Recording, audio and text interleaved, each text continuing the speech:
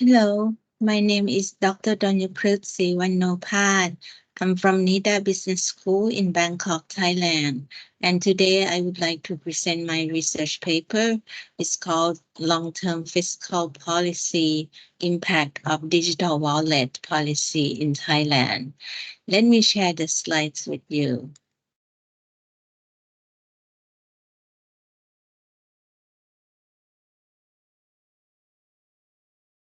As I mentioned, the paper is titled Long-Term Fiscal Policy Issues of Digital Wallet Policy in Thailand. Here's the agenda. In among the many campaigns that several parties proposed before the general election last year in May, there are many controversial issues that raise the eyebrows of the economists, bankers, and academicians alike. Most of these campaigns propose other cash giveaway to most Thais. This is more or less like buying the votes. So after the election, Mr. Sethar Thavisin has been selected as the prime minister. His agenda of 10,000 baht digital cash giveaway has been among the main campaign that most Thais look forward to the most. Since Thais are stuck in the low to middle income groups and struggle to survive on a daily basis, the amount of 10,000 Thai baht is a lot to them.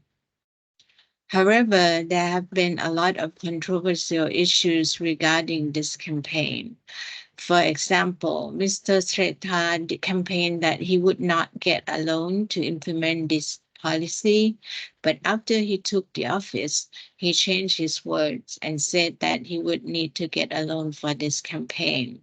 In March 2024, the Thai government, after trying its best to find ways to implement the digital wallet policy, still struggles to settle down the source of the 500 million baht money to be injected into the economy. After several failed attempts to get the loan, coupled with heavy election objections from the Central Bank of Thailand and other parties, the government decided to not getting a loan from any one specific source. Later in March 2024, the government has announced the criteria for those who will be qualified to receive the 10,000 baht digital money. They include the shops must be within the 4 kilometers perimeter of the recipient's registered addresses. The recipients must have savings of less than 500,000 baht in all their bank accounts. They must be more than 16 years old and have less than 840,000 Thai baht income per year. The shops that receive the digital money must register with the VAT system and the revenue department. There are quite a number of products that are prohibited from the use of digital money, including cigarettes, gasolines, online products, and even small or hawkers and shops in the fresh market that do not register with the revenue department. These restrictions are put in place because the government wants the recipients of the digital money to spend in their home registered address to stimulate the local economy. However, there are more than 7 million people who commute and migrate from their home provinces to Bangkok and the metropolitan area to work or to reallocate their families. This group of people would have to travel back to their home province where their names are registered in order to spend the digital money.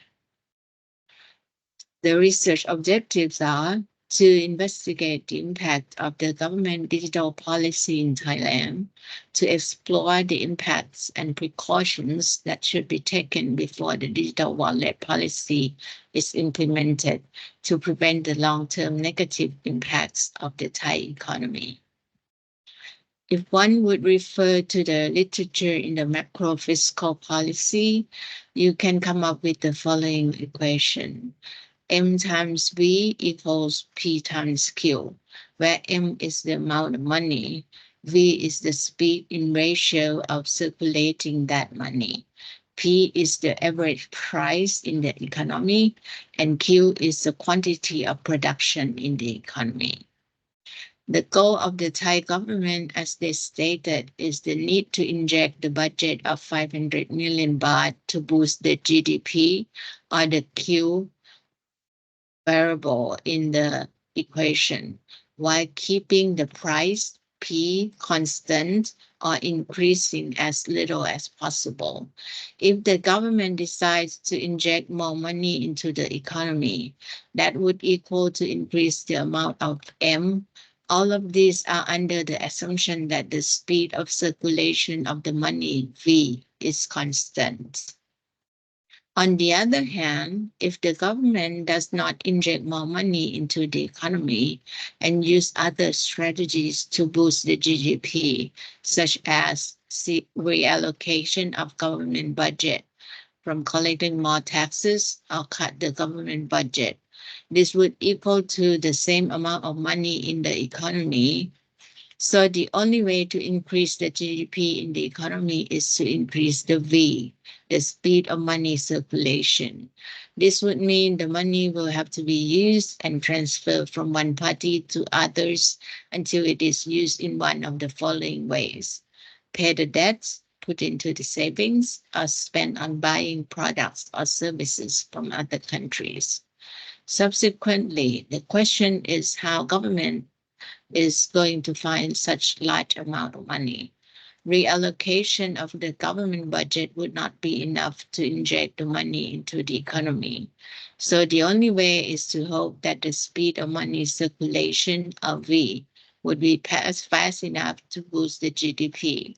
This alternative is, however, not under anyone's control. Instead, the government selected to inject the money into the economy. They would borrow 700 million baht from the government budget next year, 175,000 million baht from reallocation of government budget this year. 300 million baht will be borrowed from the 17 million farmers who are the target recipients of the digital money from the Bank of Agriculture and Agricultural Cooperatives, or BAC. However, the government has not stated when and how they would return the money they would borrow from BAC. The main party that is concerned about this mechanism is the Central Bank of Thailand. They stated that they are worried about the long-term fiscal stability of the economy. On April 22, 2024, just one day before the cabinet meeting, they issued a statement concerning the worries and precautions about the digital wallet policy. They see that the digital wallet policy should be in the form of targeted help and not the comprehensive policy, as this might affect the fiscal stability of the country in the long run. The targeted group includes the least income group in the economy, which accounts for only 15 million people and not 50 million people as stated by the government. They also think that the distribution of the money should be phased to one group instead of all at once to reduce the impacts on the fiscal stability. The central bank also stated that there is no signs of national crisis or even the needs to stimulate the private sector or the short-term economies. The private sector is growing well, even compared to the COVID time period. So there is the sign that the economy is slowly lifting, even though slowly than expected. The digital wallet policy will increase the public debt of the country and therefore might affect the Moody's rating. Once the country's reduced in its rating of the credibility for investment, it will affect the public debt and the cost of private sector investment. The digital wallet policy will be using full credits of the government this year and next year. There will be no earmark for the country in case of urgent matters or severe environmental problems, which will affect the agricultural sector, which is the main income of the country. So the Central Bank of Thailand is also concerning about the stability and credibility of BAC. The already borrowed money from BAC plus the money that the government will borrow more will total to 800,000 million baht, which could cause the risk to bankruptcy of BAC significantly.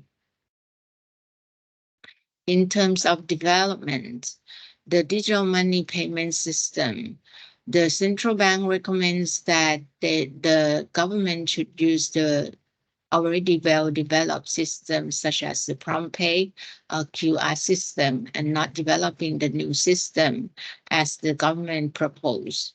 Usually it will take up to 1 year for the system to be stable, in contrast to the 6 months that time period that the government will distribute the money.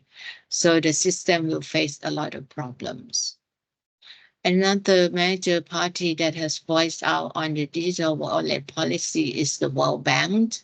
The World Bank stated that the World Bank expected that the GDP of Thailand this year should be at 3.2 and 3% in the year after. This is the assumption that has not included the digital wallet policy yet. If the calculation includes the digital wallet policy, the GDP could increase by 1% only, but the long-term fiscal deficit could increase from 4 to 5% of the GDP, and the public debt could rise to 65 to 66% of the GDP from 62% of the GDP. The World Bank has iterated the importance of possible growing geopolitical conflict and the rise in energy costs that would increase inflation in Thailand and reduce the growth of the economy. In conclusion, the new Thai government by Mr. Sethar Thvisin is trying to implement his political campaign of giving away 10,000 baht digital money, which would result in the government borrow 50 billion baht in public debt. The Central Bank of Thailand perceives this as there is no signs of national crisis, and the target group should be targeted only and not comprehensive group of people. The digital wallet policy will be using full credits of the budget of the government. There will be no earmark for the country in case of urgent matters. The World Bank also iterated the importance of possible growing geopolitical conflict and the rise in energy costs, which could increase the inflation in Thailand and reduce the growth of the economy.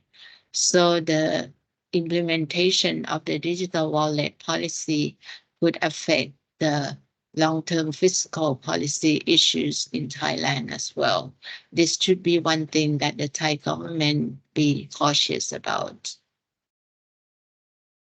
Thank you very much. And if you have any questions, feel free to contact me at danya.nida@gmail.com.